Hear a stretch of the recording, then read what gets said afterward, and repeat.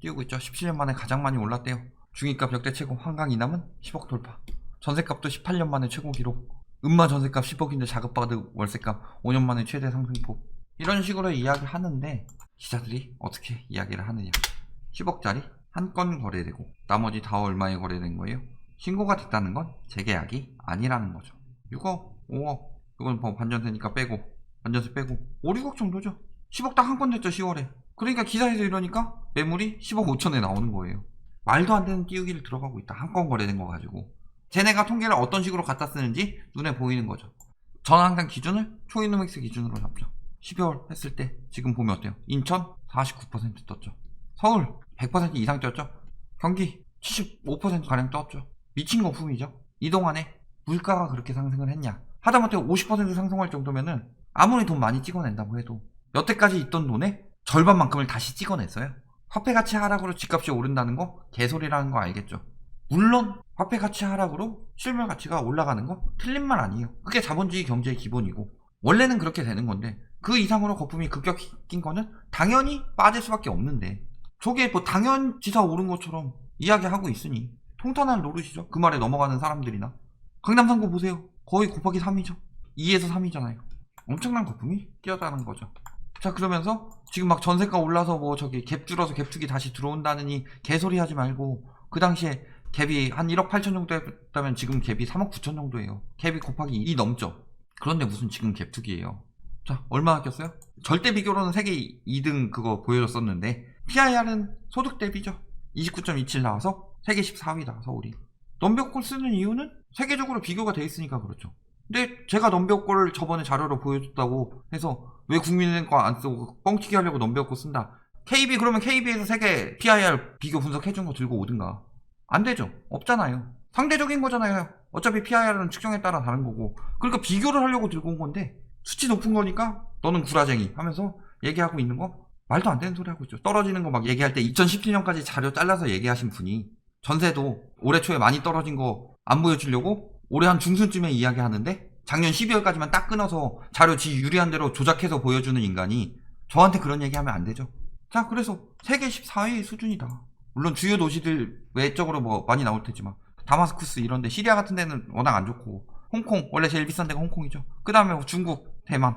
우리나라가 여기보다 소득은 높으니까 조금 낮게 나왔는데 보면은 더 심한 경우도 많죠. 심한 것도 많고. 그 다음에 뭐 그렇게 비싸다는데 다 내려가 있어요. 밑에 보면은 뭐 런던이니 캐나다 집값 미쳤다는데 캐나다니 뭐 미국 뉴욕이니 다 서울보다 미치다.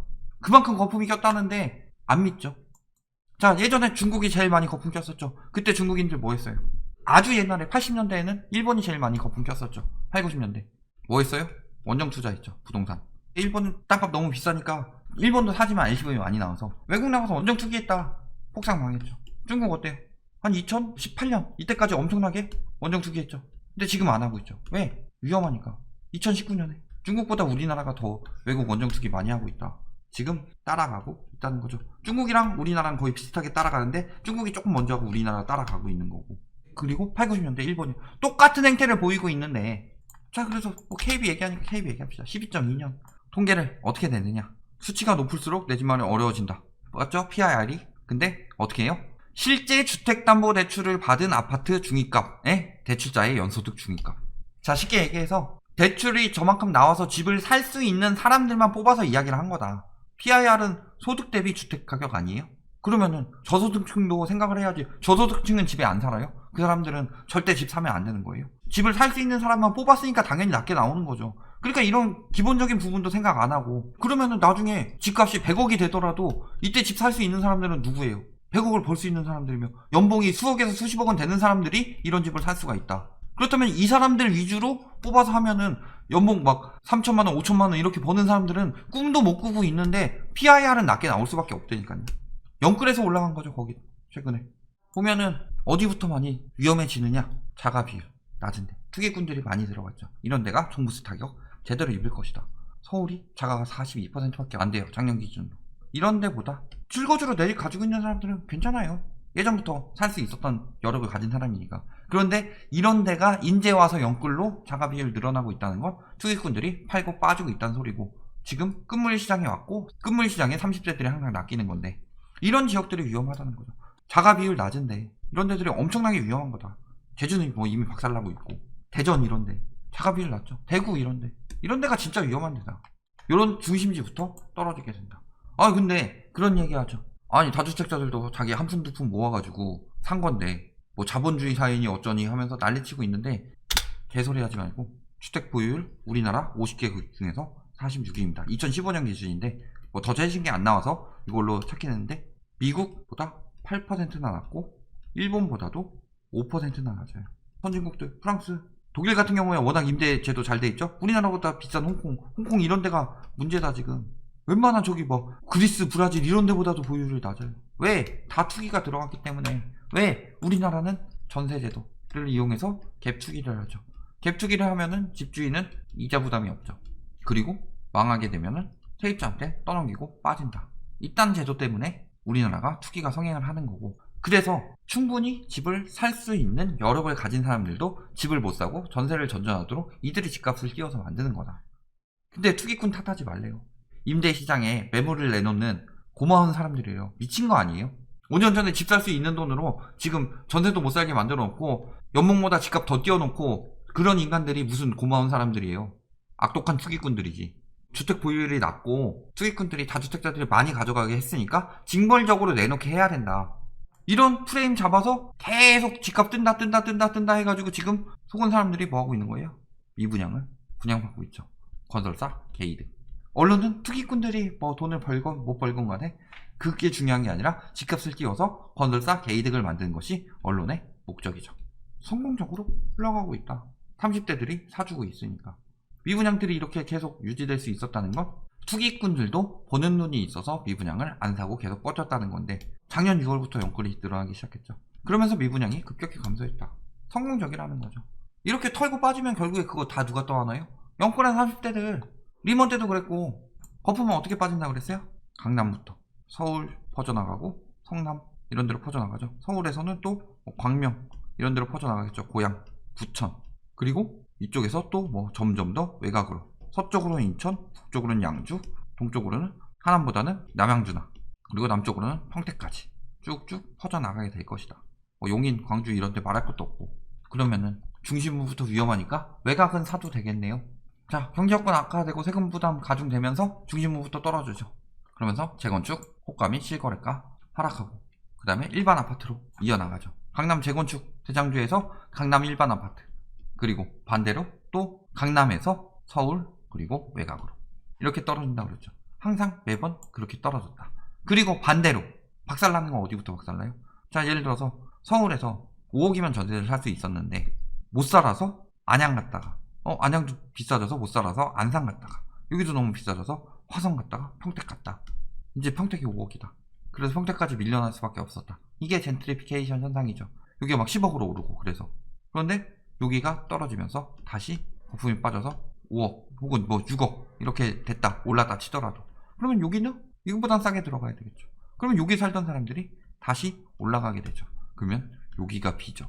그래도 떨어진 가격으로 살 수 있는 수요들이 있는 지역보다 밀려나서 어쩔 수 없이 살던 사람들이 회귀하게 되는 그런 지역들이 위험해지는 거죠.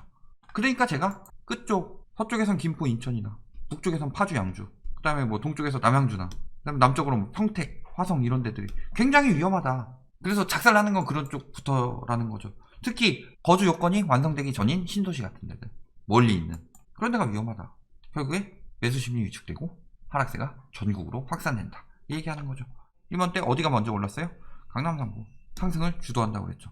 그리고 계속 오르다가 강남 3구 멈추니까 그때서야 노도광 띄우기 시작한다. 지금 똑같이 가고 있죠. 강남 3구 상승세 멈췄죠. 그리고 노도광 급격히 띄운다. 그 다음에 떨어지기 시작하면서 강남 3구 이어서 떨어지고 결국에 노도광은 금방 떴다 금방 떨어진다.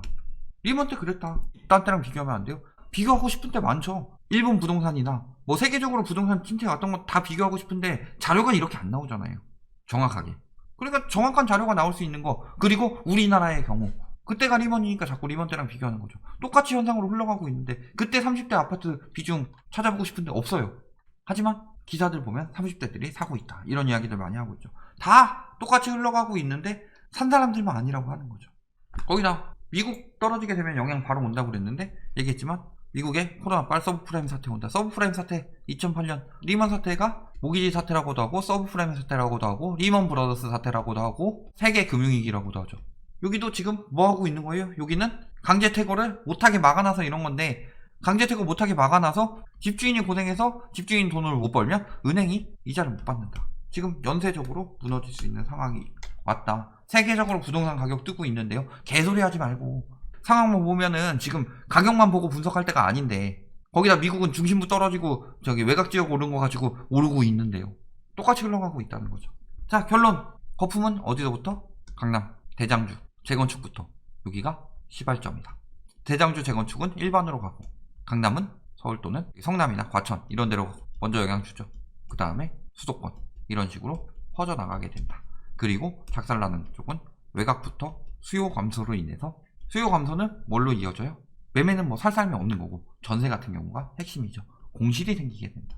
근데 갭 투기한 사람들은 전세금 돌려줄 돈 있다고 자료 막 보여준 거 있죠. 자기 전세금 빼다가 전세금 돌려주고 거기다가 금융자산 싹 다 팔고 저기 보험 싹 다 팔고 영끌해서 돌려줄 수 있는 거 다 끌어모아도 몇 퍼센트 비었죠. 공실이 나오게 된다. 대출이 안 나와요. 근데 전세가율로 한 60, 70% 받는데 외곽 지역 같은 경우 60, 70%를 대출 안 해주죠. 지금 수도권 전역이 조정 대상 지역까지 지정됐기 때문에 대부분이 그러니까 대출 나와서 메꾸지도 못한다. 결국 금매. 근데 안 팔려요. 혼자만 금매 내나요? 다 같이 내놓지. 그러니까 지금 막 이주 수요 들어간대나 전세가 급격하게 높이고 막 3기 신도시 전세 들어오고 이런 데들 얼마 안 있으면 금방 빠지는 지역이다. 위험한 지역들이다. 얘기하는 거고 금매 안 나오면 뭐 돼요? 경매 나가는 거예요. 그러면서 외곽부터 작살이 나는 거죠. 저 외곽에 사는 사람들은 좋아서 살았다기보다 가격 맞춰서 살았던 건데 상급지 가격 떨어지는데 내가 이 돈으로 왜 여기 살아 하면서 전세 수요들 싹 다 이동할 건데 그리고 그 기조들이 나타나고 있다.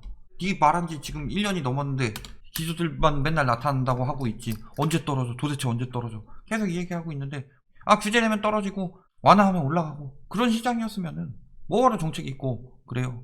그리고 확 떨어뜨리지 못하는 이유는 경제적 충격 때문에 연착륙 시키려고 하고 있는 건데 그럼에도 계속 띄우니까 그럼 좀 규제 세게 때려도 경착륙 안 되겠네 싶어서 세게 때리기 시작하는 거잖아요. 작년부터 가격이 꾸준히 우상향이 아니라 출렁대기 시작했다는 거는 그만큼 위험 지표들이 나오기 시작했고 파는 사람들이 늘어나기 시작했고 빠져나가고 있다는 소리다. 그리고 출렁댈 때 다시 띄운 것이 2019년, 2020년 떨어지다가 띄운 게 2019년, 2020년이죠. 그때 30대들이 부동산 불패 심리를 갖도록 만들어서 그들에게 떠넘기고 빠진다. 결국에는 청년층 다 무너지게 되는 거고 그렇게 되면은 지금은 뭐 집 산 사람들이 위너 같지만 그때 됐을 때 그 사람들이 특히 자기 자본 얼마 없이 영끌해서 집 산 사람들이 정말 위험해진다. 무리하지 마셔라. 집값 더 오른다고 해서 지금 하우스푸어로 엄청나게 사가지고 30년 동안 집값만 갖고 소비 못하고 사는 건 좋냐? 잘 생각해 보셔야 되겠죠.